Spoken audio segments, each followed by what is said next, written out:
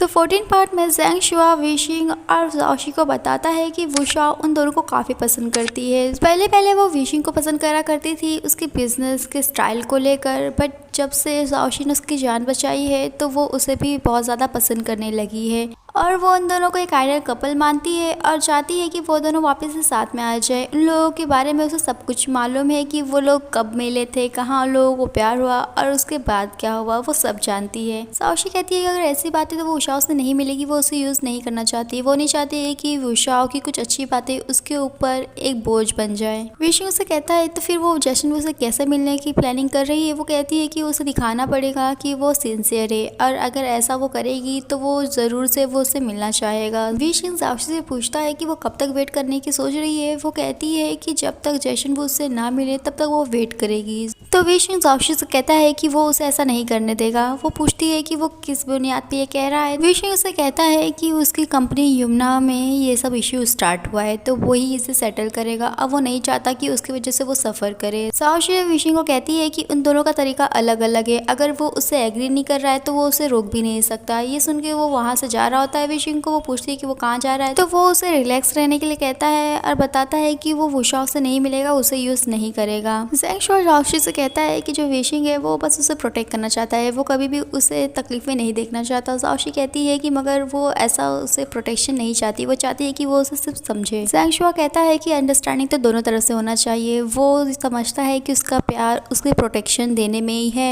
और इसीलिए वो चाहे तो उसके प्रोटेक्शन को इग्नोर कर सकती है बट उसके प्यार को नहीं। जाओशी कहती है कि वो चाहती है कि उसके प्यार को वो इग्नोर करे बट उसे लग रहा है कि वो हर बार फेल हो जाती है। इसके बाद जाओशी जशन वू के स्टूडियो के सामने धूप में खड़ी होती है। जशन वू भी उसे देखता है और अपने सेक्रेटरी को कहता है कि जाओशी ओल्ड फैशन वाला तरीका आजमा रही है। उसका सेक्रेटरी उसे बताता है कि जो जाओशी वो काफ़ी सिंसियर लग रही है। जशन वो कहता है कि उसे उस पर डाउट नहीं है बट डाउट है तो विशिंग पर, और अपने सेक्रेटरी को कहता है कि वो जाओशी को वहाँ से जाने के लिए कहे। सेक्रेटरी कहता है कि उसने पहले ही उसे कहा है बट वो नहीं जा रही, वो गिव अप नहीं करने वाली है। तो वो उसे कहता है कि वो जाके उसे पानी ही दे दे। फिर देखते हैं जाओशी को जहाँ पर विशिंग उसके लिए टॉवल लेके आया था उसके पसीने के लिए और उसके ऊपर रखा होता है अम्ब्रेला ताकि उसे धूप ना लगे। जाओशी विशिंग से पूछती है कि वो ये सब कब लाया, तो वो कहता है कि उसे क्या लग रहा है वो कहाँ गया था। तभी जाओशी के पैर थोड़े डगमगाते हैं क्योंकि वो खड़े खड़े उसके पैर सुन्न हो गए थे। तो वो उसे छोटा सा टेबल देता है उसे बैठने के लिए और साथ ही में उसे फैन देता है और वो सब देखकर जाओशी कहती है कि वो पूरी तैयारी करके आया है। जाओशी को वो कहता है कि ऑफकोर्स उसे करना होगा, उसका बॉयफ्रेंड जो है। उसके बाद जशन वो अपनी कार से जाओशी को कहता है कि वो वहाँ से चले जाए। जाओशी उसे देखती है, उसके पीछे भागती है, रुकने के लिए कहती है बट गिर जाती है।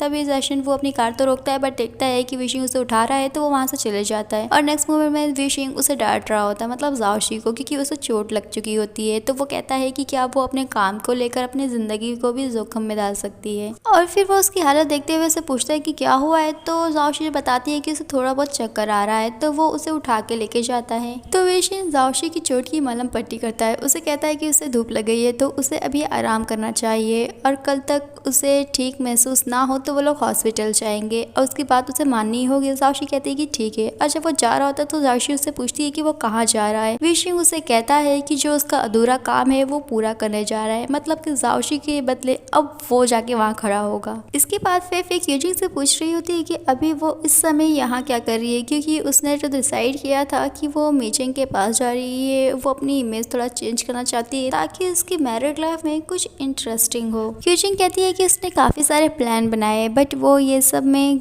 अच्छी नहीं है और उसने काफ़ी देर सोचने के बाद डिसीजन लिया है कि एक वही फेफे ही है, उसे जानती है जो कि उसकी हेल्प कर सकती है तो वो उसकी हेल्प के लिए आई है। फेफे क्यूजिंग से पूछती है कि क्या वो उसके लिए इतनी इंपॉर्टेंट है। वो हाँ कहती है तो फेफे कहती है कि बस अभी वो वेट करे और वो उसे दिखाती है ड्रेसेस और फिर क्यूजिंग को कहती है कि वो उसकी इमेज ऐसी चेंज करेगी कि जैसे ही वो घर पर रिटर्न जाए मीचिंग उसे देख के वापस से एक बार उसके पीछे पागल हो जाए। नेक्स्ट मोमेंट देखते हैं क्यूजिंग को जो कि डगमगाते हुए चल रही होती है क्योंकि उसने पहली बार हिल्स पहनी है और वो अपने ड्रेस को देखते हुए फेफे को कहती है कि क्या इसे कुछ ज़्यादा नहीं लग रहा है और क्या मीचिंग को ये पसंद आएगा। फेफे उसे कहती है कि पहली बात तो वो उसे बताना चाहती है कि जितनी भी औरतें हैं जो तैयार होती है ड्रेसेस पहनती है वो अपने लिए ना कि दूसरों के लिए, और वैसे वो बता दे तो मिचिंग को ये काफ़ी पसंद आएगा। उसी वक्त निंग वहाँ आता है। क्यूजिंग को देख के उसके हाथ के सामान छूट जाते हैं। आके कहता है कि वो काफ़ी ज़्यादा अच्छी दिख रही है। फेफे उसे कहती है कि अगर उसे ना मालूम है तो वो बता रही है कि वो पहले से मैरिड है। और वो निंग को कहती है कि उसे क्यूजिंग से क्या लेना देना है, वो उसे ये सब क्यों कह रहा है, वो जाके चुप से अपनी जगह पे बैठे। निंग फेफे को कहता है कि उसका भी घर है तो वो जहाँ चाहे वहाँ घूम सकता है। फेफे कहती है कि ठीक है। अब वो क्यूजिंग को वहाँ से लेके चले जाती है। फेफे क्यूजिंग का मेकअप करती है और उसे कहती है कि वो अभी अपने चश्मे छोड़े और कॉन्टेक्ट लेंसेज लगाना स्टार्ट कर दे। क्यूजिंग कहती है कि वो ये सब तो सह लेगी, बट वो जो ये कपड़े हैं क्या उसे लग रहा है कि सही है। फेफे कहती है कि वो उस पर भरोसा रखे, वो कभी भी गलत नहीं हो सकती है, और उसे कहती है कि वो ये सब कर सकती है। नेक्स्ट सीन में ज़ाओशी विशिंग से पूछती है कि क्या वो जशन वू से मिला, और वो उसका फेस देखती है और कहती है कि वो इतना रेड क्यों है, क्या उसने अम्ब्रेला यूज नहीं करा था, उसे सनबर्न हो गया है। विशिंग कहता है कि अगर वो अम्ब्रेला यूज करता तो जशन वू को नहीं लगता कि वो सिंसियर है, कि वो अपनी गलती मान रहा है। ज़ाओशी उससे वेट करने के लिए कहती है और लेके आती है ऑइंटमेंट, जो कि उसके फेस पे लगा रही होती है, और कहती है कि वो उसे लाचार वाली आंखों से ना देखे। तो वो कहता है कि उसे दर्द हो रहा है और वो अगर उसकी फेस को देखेगा तो उसे दर्द महसूस नहीं होगा। ज़ाओशी कहती है कि ठीक है, वो देख सकता है।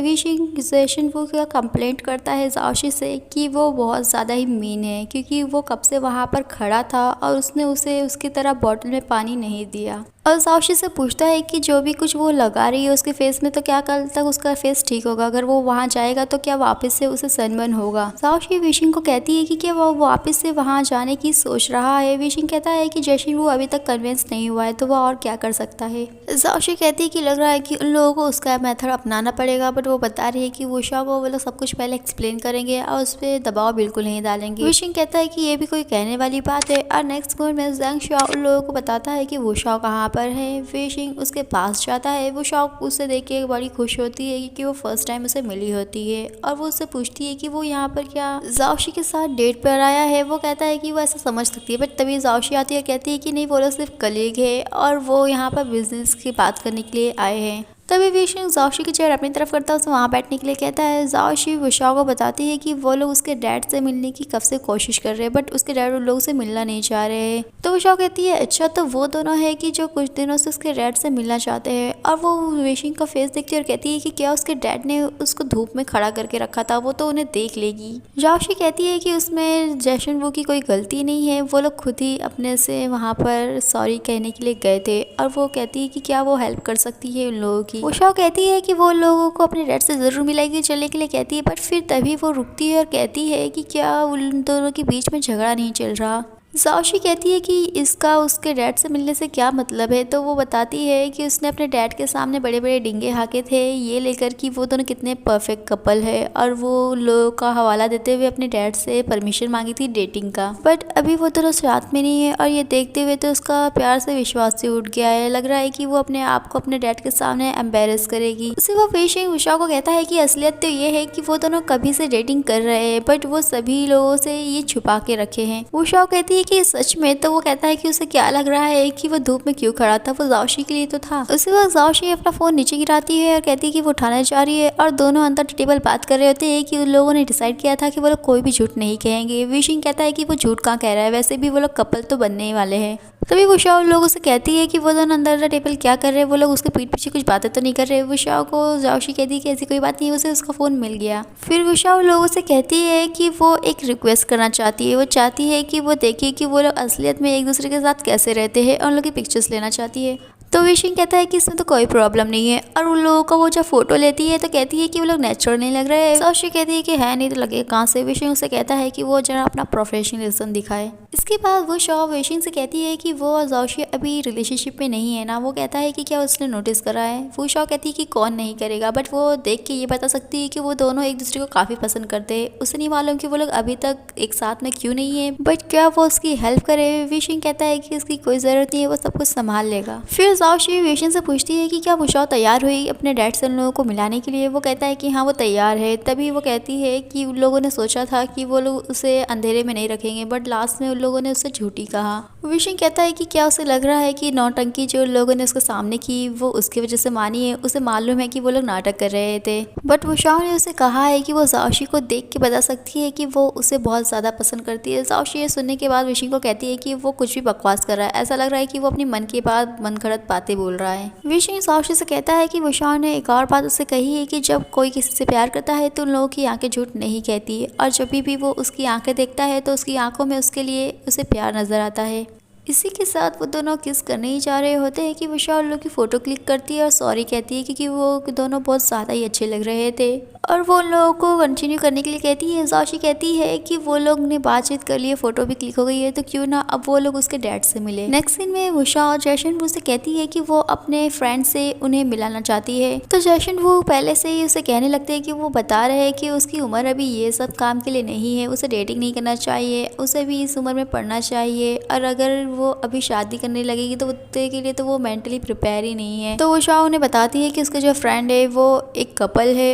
ये सुन के उसके डैड राहत की सांस लेते हैं और उससे पूछते हैं कि उसके फ्रेंड्स का नाम क्या है, तो वो बताती है जाओशी एंड वेशिंग। तो जैशन वो वुशा को कहता है कि उसने अपने जाल में उसके डैड को उसने फंसा ही लिया, और वो कहता है अब तो लोगों से उसे मिलना ही पड़ेगा क्योंकि नहीं मिलेगा तो वो बुरा मान के बैठ जाएगी। नेक्स्ट मूवी में जाओशी और वेशिंग वो को सब कुछ एक्सप्लेन करते हैं। वेशिंग कहता है कि उसे मालूम है कि लोगों की एक्सप्लेनेशन अभी उतनी अच्छी नहीं है, बट वो बता रहा है कि रेपुटेशन और पैसों में से उसे रेपुटेशन काफ़ी ज़्यादा पसंद है, और ये तो उन्हें भी मालूम होगा। ये देखते हुए वुशा अपने डैड को उन लोगों को चांस देने के लिए कहती है। जैशन वो कहता है कि ठीक है, वो लोगों को ब्लेम नहीं करेगा और ना ही कंपनसेशन मांगेगा, बट वो बता रहा है कि उसकी जो पार्टनरशिप थी उन दोनों के साथ वो यहीं पर ख़त्म होती है। विशिंग कहता है कि वो उनके डिसीजन को रिस्पेक्ट करता है, और जब भी ये मामला साफ होगा तो वो पब्लिकली उनसे माफ़ी ज़रूर मांगेगा, और वो चाहता है कि इन फ्यूचर वो लोग एक दूसरे के साथ काम ज़रूर करें। इसके बाद विशिंग जाओशी को डांट रहा है क्योंकि वो हमेशा से हील पहन के रखी है और उसके पैर में चोट लग गई है हील की वजह से, तो वो उसे कहता है कि जब भी वो उसके साथ रहे तो वो हील ना पहने, उसे ज़रा भी माइंड नहीं होगा। फिर जाओशी विशिंग से कहती है कि आखिरकार वो लोग जैशन वो से मिल ही पाए। विशिंग कहता है कि हाँ लोग मिले तो, बट उन लोगों का जो बिजनेस का प्लान था, पार्टनरशिप थी, वो ख़त्म हो गया है। जाओशी कहती है कि वो लोग एक्सप्लेन कर पाए उसे सब कुछ, यही उसके लिए बहुत बड़ी बात है। विशिंग कहता है कि वो बहुत ज़्यादा हार्ड वर्क कर रही है, क्या उसे इतनी जल्दी है एक करियर वूमेन बनने की। जाओशी कहती है कि उसने किसने कहा कि वो करियर वूमेन बनना चाहती है, वो बस अपने आप को बेहतर करना चाहती है, एक बेटर वर्जन बनना चाहती है। विशिंग से पूछता है कि ऐसा क्यों, तो वो उसे कुछ जवाब नहीं देती है, बट मन में सोचती है कि वो अगर ऐसा नहीं करेगी, एक बेहतर इंसान नहीं बनेगी, तो वो उसके पास नहीं रह पाएगी। इसके बाद जाओशी एक ढक्कन खोलना चाह रही थी जो कि उसके हाथ में चोट लगी है, तो एक हाथ से वो नहीं खोल पा रही थी। विशिंग वहाँ आता है और कहता है कि क्या वो उसकी हेल्प नहीं मांग सकती थी, और वो जाओशी के फेस पे वो क्रीम लगा रहा होता है। जाओशी ये देखते हुए कहती है कि लग रहा है कि वो बहुत ज़्यादा ही मसाज देने में एक्सपर्ट है, तो वो कहता है कि तो फिर वो उसके सर्विस को 5 स्टार देना ना भूले,